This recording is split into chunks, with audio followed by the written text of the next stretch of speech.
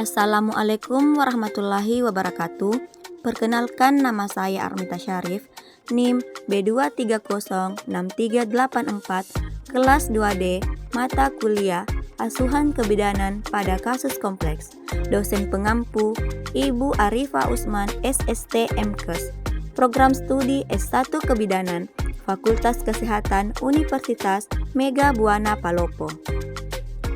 Pada kesempatan ini, saya akan menjelaskan mengenai patofisiologi kasus kompleks pada asuhan kebidanan. Konsep patofisiologi pada asuhan kebidanan.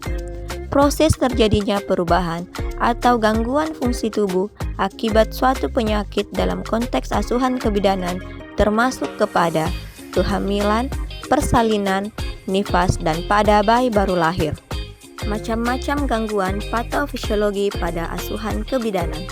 Yang pertama, kehamilan dan keguguran. Kehamilan ektopik, yaitu kehamilan yang terjadi di luar rahim. Penyebabnya endometriosis, penyakit radang panggul, gangguan keseimbangan hormon, kelainan bawaan lahir pada tuba falopi, terbentuknya jaringan parut akibat prosedur medis pada kandungan. Adapun gejala kehamilan ektopik, yaitu tidak memiliki gejala pada tahap awal. Kemudian mual muntah, payudara mengeras, mens berhenti, tahap lanjut, terjadi nyeri perut dan perdarahan pervaginal.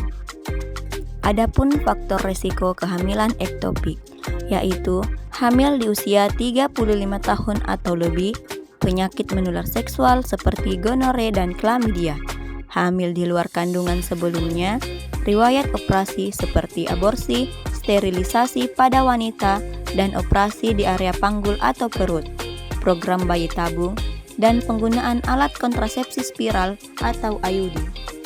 Selanjutnya, mola hidatidosa.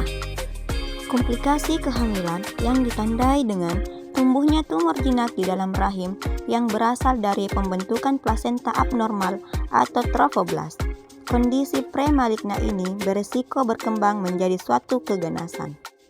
Lengkap ditandai dengan jaringan plasenta yang tidak normal, membengkak, kemudian muncul sejumlah kista berisi cairan dan tidak ada bentuk janin. Sebagian ditandai dengan adanya jaringan plasenta normal dan abnormal, serta terdapat bentuk janin tetapi tidak dapat bertahan sehingga keguguran akan terjadi di awal kehamilan. Penyebab lengkap ketika sperma membuahi sel telur kosong sehingga tidak ada embrio yang terbentuk. Sebagian saat dua sperma membuahi satu sel telur. Lainnya, adanya kelainan kromosom di mana seharusnya 23 kromosom dari ibu dan ayah. Tapi pada mola ada satu set penambahan kromosom dari ayah. Faktor resiko mola hidatidosa. Mola beresiko lebih tinggi terjadi pada wanita berusia di bawah 20 tahun atau di atas 35 tahun. Pada ibu yang pernah mengalami mola hidatidosa atau keguguran sebelumnya dan kekurangan asuhan vitamin A. Adapun gejala mola hidatidosa yaitu tidak menunjukkan gejala khusus, hanya saja pada beberapa wanita disertai dengan anemia, tekanan darah tinggi atau hipertensi, keluar flek coklat atau perdarahan pada awal kehamilan, pertumbuhan rahim yang tidak sesuai dengan usia kehamilan, dapat lebih besar atau lebih kecil dari usia kehamilan, mual dan muntah di kehamilan atau morning sickness yang hebat. Selanjutnya, abortus atau keguguran. Abortus adalah keluarnya hasil konsepsi sebelum janin dapat hidup di luar kandungan pada usia kehamilan kurang dari 20 minggu. Adapun macam-macam abortus yaitu abortus imminens, abortus incipient, abortus incomplete, abortus complete, dan missioned abortion. Gangguan udem, protein urea, dan hipertensi. Gangguan udem. Gangguan ini terjadi akibat adanya penumpukan cairan di dalam jaringan tubuh. Resiko ini umum terjadi saat hamil karena tubuh memproduksi darah dan cairan lebih dari 50% saat tubuh normal untuk memenuhi kebutuhan bayi. Proteinuria. Penyebab proteinuria adalah gangguan pada fungsi penyaringan ginjal.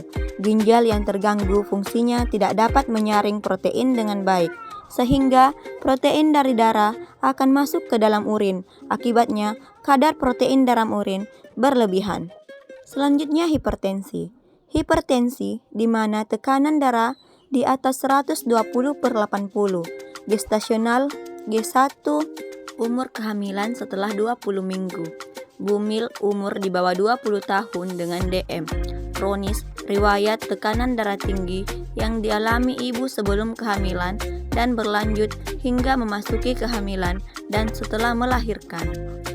Gangguan patofisiologi pada asuhan kebidanan yang kedua, yaitu komplikasi persalinan dan kelahiran.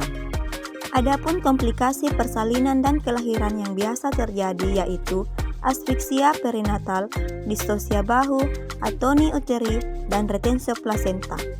Asfiksia perinatal adalah komplikasi ketika bayi tidak mendapatkan cukup oksigen di dalam kandungan selama proses melahirkan berlangsung, maupun setelahnya. Kondisi ini dapat menyebabkan kerusakan jaringan secara permanen maupun bersifat sementara. Salah satunya adalah gangguan pendengaran sensorineural. Distosia bahu, suatu keadaan di mana kepala bayi dilahirkan, bahu anterior tidak dapat lewat di bawah simfisis pubis.